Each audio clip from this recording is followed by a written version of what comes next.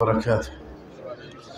الحمد لله رب العالمين والصلاة والسلام على سيد المرسلين نبينا محمد وعلى آله وصحبه أجمعين. ما بعد، فقد قال الله تعالى في كلامه المجيد والفرقان الحميد: أعوذ بالله من الشيطان الرجيم. بسم الله الرحمن الرحيم. يا أيها الذين آمنوا كتب عليكم الصيام كما كتب على الذين من قبلكم لعلكم تتقون. প্রিয় ভাইরা আমার, আমরা কয়েকটি রোজা অতিবাহিত করেছি। এই রোজার মাসটা আসে এক বছরে একবার। এটা একটা উদ্দেশ্য নিয়ে আসে। সেই উদ্দেশ্য যদি আমরা সফল হতে পারি, আমরা জান্নাতের উপযুক্ত হতে পারব। সেই উদ্দেশ্যটা হচ্ছে তাকওয়া অর্জন করা, আল্লাহ ভীতি অর্জন করা। আল্লাহ ভীতি অর্জন করা কেন দরকার? কারণ জান্নাতটা তৈরি করা হয়েছে যাদের মধ্যে আল্লাহ ভীতি আসে তাদের জন্য। আল্লাহ বলেন উইদ্দাত লিল মুত্তাকিন, জান্নাত তৈরি করা হয়েছে যাদের মধ্যে আল্লাহর ভয় আছে। সুতরাং এই ভয়টা কিন্তু তৈরি করতে হয়। এই ভয়টা প্রত্যেকের মধ্যে থাকে না। এই কারণে রমজান মাস এক মাস আসে কি জন্য? এই ভয় আপনার নিজের মধ্যে ঢোকানোর প্রশিক্ষণ দেওয়ার জন্য। এবং পরিবেশটাও আল্লাহ তৈরি করে দেয়। পুরো বছর কিন্তু এই পরিবেশটা আল্লাহ তৈরি করে দেন না।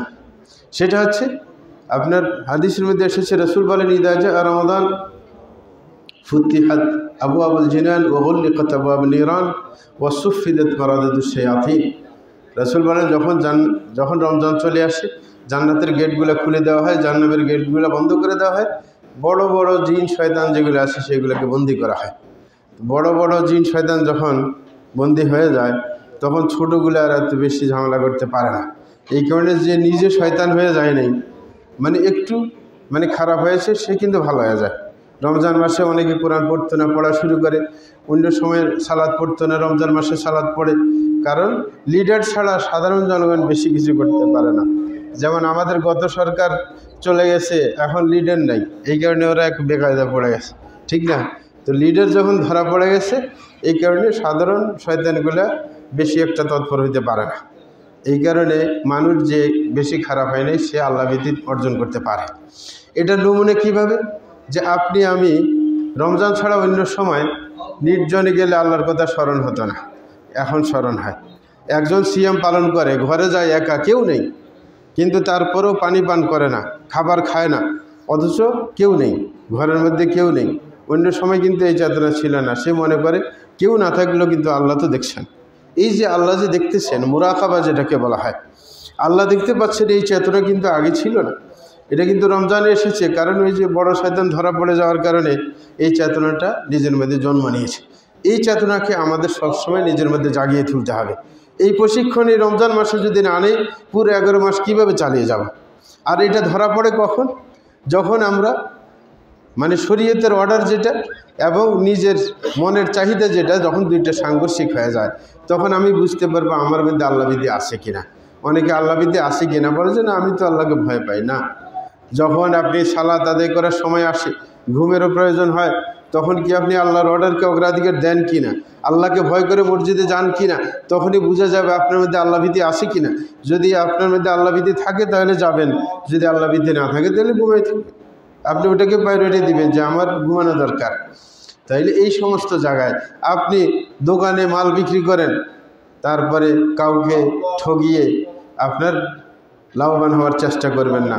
আপনি চিন্তা করবেন না এটা তো শরীয়তে নাজায়েজ, আল্লাহ তো নাখুশ হবে, রিজিক দাতা একমাত্র আল্লাহ। সুতরাং আল্লাহর বিধান পালন না করে কিভাবে আমি শান্তিতে থাকতে পারি? এই যে আল্লাহ ভীতি, এই কারণে আল্লাহর ভয় থাকলে কাউকে ঠক দিতে যাবেন না, কারোর টাকা নিয়ে তারপরে ছিনিমিনি খেলবেন না। অনেক আছে অন্যজন থেকে টাকা নেয়, পরে ওর টাকা মেরে দেয়। আপনি ইনভেস্টে টাকা নেয়, টাকা মেরে দেয়। বা কেউ আসে অন্য দোকান থেকে মাল বাকি নিয়ে পরে আর টাকা দেয় না, যে কোনোভাবে ওর হাতে আসলেই হয়। তাইলে এই যে এই চেতনাগুলো আসে কী জন্য? আল্লাহভীতি না থাকার কারণে। যদি সত্যিকার আল্লাহর ভয় থাকতো, তাইলে অবশ্যই যথাযোগ্যভাবে সে জীবনযাপন করার চেষ্টা করত। এই আল্লাহভীতিটা আমাদের দরকার। এটা না থাকলে জান্নাতে যাওয়ার কোনো আশা করা যায় না। কারণ যেটা যার জন্য তৈরি করা হয় নাই, সেটা পাওয়ার ইচ্ছে করলে হবে না। রিয়াদের মধ্যে কত নতুন নতুন সুন্দর সুন্দর বিল্ডিং, কেউ কি এই বিল্ডিং দেখে মনে করে যে এটা আমার বা এখানে আমি থাকতে পারবো না? যার জন্য বানানো হয়েছে তারই বিল্ডিং, নাকি ওই থাকবে, ওই ব্যবহার করবে।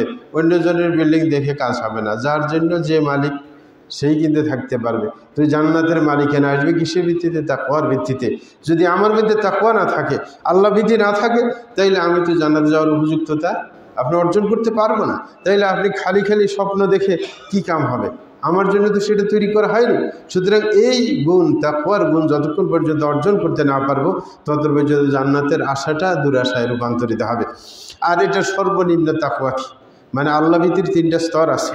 সর্বনিম্ন স্তর যেটা থাকতেই হবে, যেটা না থাকলে জান্নাতে যাওয়া কোশ্চিনকালেও সম্ভব না, সেটা হচ্ছে এতটুকু ভীতি আমার আপনার মধ্যে থাকতে হবে, যেই ভয়ের কারণে দৈনন্দিন যে ফরজ কাজগুলো আছে সেগুলো আমি করতে পারি। মানে যে সালাত প্রত্যেক দিন ফরজ, সুতরাং এতটুকু আল্লাহর ভয় থাকতে হবে যে যেন আজান পড়ার সাথে সাথে মসজিদে আসি, এই ভয়টা যেন থাকে যে এই সালাত না পড়লে আমার ঈমান টিকবে না, জান্নাতে যাওয়া হবে না, আল্লাহর সামনে দাঁড়াতে হবে, হিসাব দিতে হবে। কারণ সর্বপ্রথম তো সালাতের হিসাব হবে, দেখি না আল্লাহ আউয়ালু মা ইউহাসাবুল আবদু ইয়াউমাল কিয়ামাতি আস-সালাহ। সুতরাং এই চেতনাটা থাকতে হবে যে প্রত্যেক সালাতের টাইমে যে আমি যদি সালাত আদায় না করি তাইলে আমার হিসাবের সম্মুখীন হতে হবে, হিসাব দিতে হবে, জান্নাতে যাওয়া আমার জন্য কঠিন হয়ে যাবে। এই কারণে আপনি প্রত্যেক সালাতের টাইমে গুরুত্ব দিয়ে সালাত আদায় করা, এই চেতনা অবশ্যই কমপক্ষে থাকতে হবে যে ফরজ কাজগুলো আপনি গুরুত্ব দেন। এবং এতটুকু ভয় থাকতে হবে যে হারামের চেতনা আসলে সেটার প্রতিরোধ করবে আপনাকে। কারোর জিনিস গ্রাস করে নেওয়ার চিন্তা আসলেই ওই আল্লাহর ভয়টা প্রতিরোধ করবে যে না, এটা করা যাবে না, কারণ পরকালে হিসাব দিতে হবে, জাহান্নামে যেতে বাধ্য হব আমি যদি এই অপরাধটা করি। এই যে চেতনা, যে কোনো অপরাধ চিন্তা আসলেই ওই আল্লাহ ভীতিটা আপনাকে প্রতিরোধ করবে যে না, এটা করা যাবে না, এটা করলে শাস্তির সম্মুখীন আমাকে হতে হবে, আল্লাহর সামনে দাঁড়াতে হবে, হিসাব দিতে হবে। এতটুকু ভয় না থাকলে জান্নাতে যাওয়ার কোনো চান্স নাই। কারণ এটা হচ্ছে সর্বনিম্ন ভয়, এটার নিচে কোনো ভয় নেই, এটার নিচে ভয় নেই, এটা সর্বনিম্ন, আরগুলো হচ্ছে এটার উপরের স্তরে। হ্যাঁ, সুতরাং এতটুকু ভয় আমার আপনার মধ্যে আসে কিনা, এটা না থাকলে কিভাবে আসবে সেটা চিন্তা করতে হবে।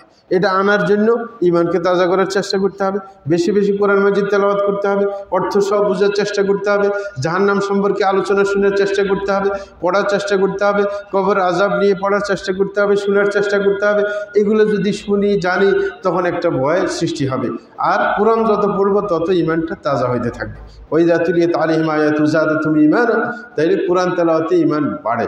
সুতরাং কোরআন তেলাওয়াত করব, বুঝে বুঝে পড়ার চেষ্টা করব, এই কোরআনের বাণীগুলো